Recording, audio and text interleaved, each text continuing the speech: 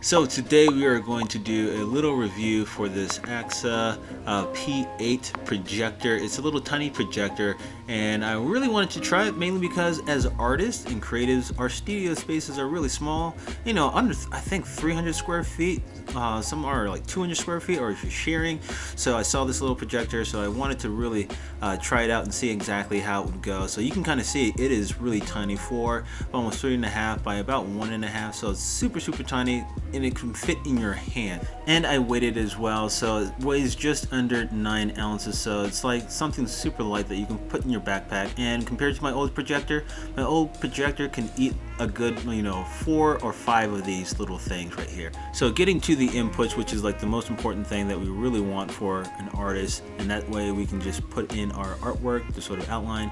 And it is the mini HD input. It has a micro SD input, and it has a USB-C and a USB 2.0 type A input. So many different ways of inputting the image that you want to sort of put out there. And it has an easy way of focusing your image. Just on the side there's a scroll wheel that you can use to focus really easy.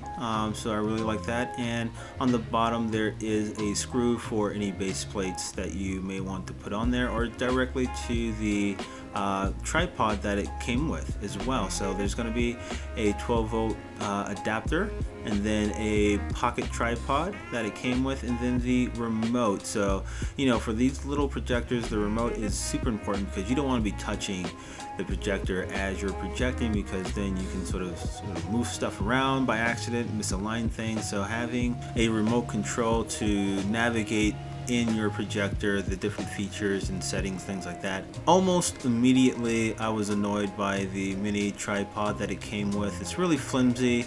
It's one of those tripods that is lightweight. It's I don't know what type of construction it has, but I'm definitely going to have another tripod that I use. Usually I use this one right here. It's a really sturdy one.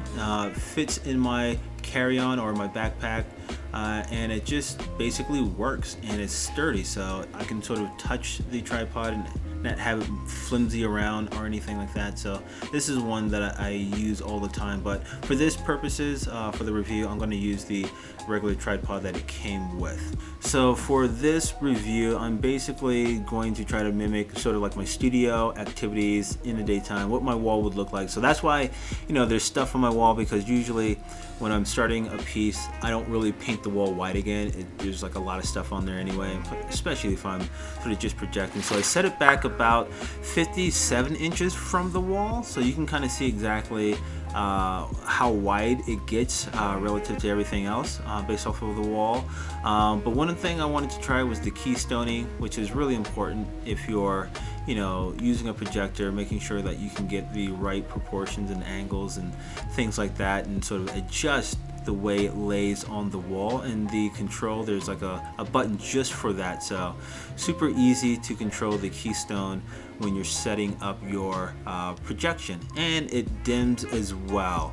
I probably won't be using the dimmer at all, but if you need that feature, you can dim it as well. The next feature I wanted to try was the USB file, so accessing the images and photos from a USB, mainly because I'm not always trying to rely on my iPad, because sometimes the battery runs out. So I always try to keep a USB full of the images that I need.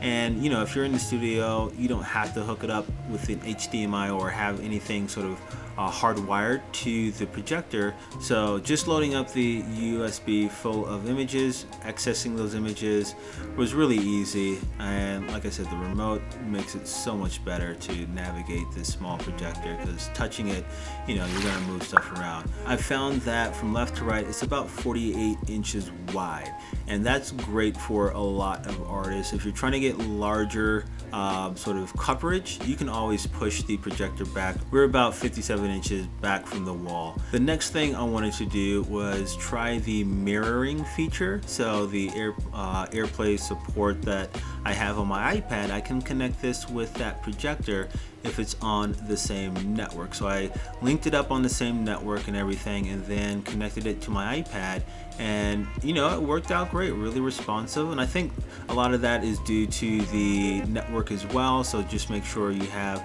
a good hotspot on your phone, or a network you can use wherever you're at.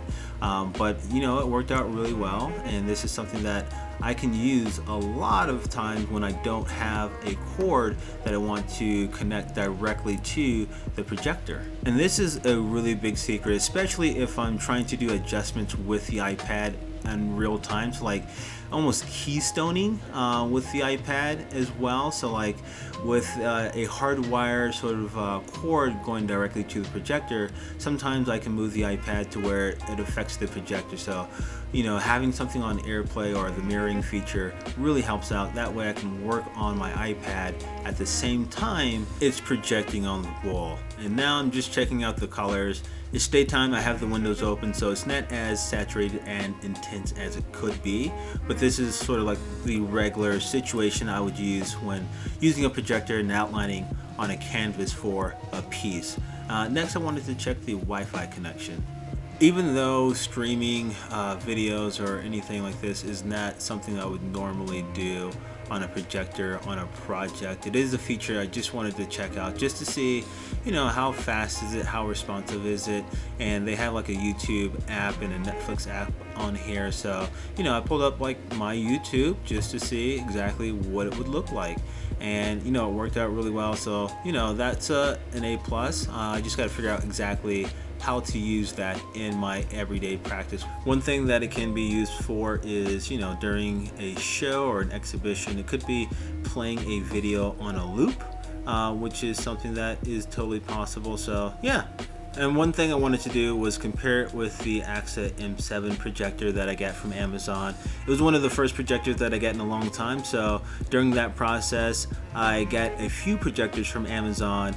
I loved this one the most, so I kept it, mainly because it's small and portable, and runs off battery, and it's great size. So one of the things that I noticed is that the P8 is considerably smaller than the M7 that I recently got as well. And when you look at the projection on the wall right here, you can see that they both stack up against each other really well. The P8 is a lot smaller, so I thought it would be a lot smaller, but it stands up against the M7 really well, and the colors and the brightness in the daytime stands up as well against the M7. So I'm really loving the performance power, and the last thing to do is really check this out at night. So I climbed up on the rooftop and checked out the brightness, the colors, the scale, and it stacked up against the M7 and any other previous projector that I had that was a lot larger. The only thing was the resolution. You can kind of tell it says 1080p, but I don't really mind, mainly because I'm just using the projector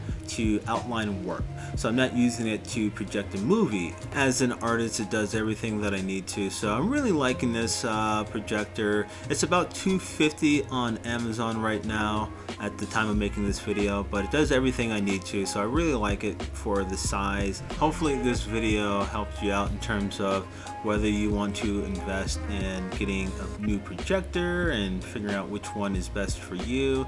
Like I said, I'll have the link to the M7 projector that I did a couple weeks ago, and hopefully you can make that decision for yourself and figure that out for your practice. And I will see you guys next time. All right, peace.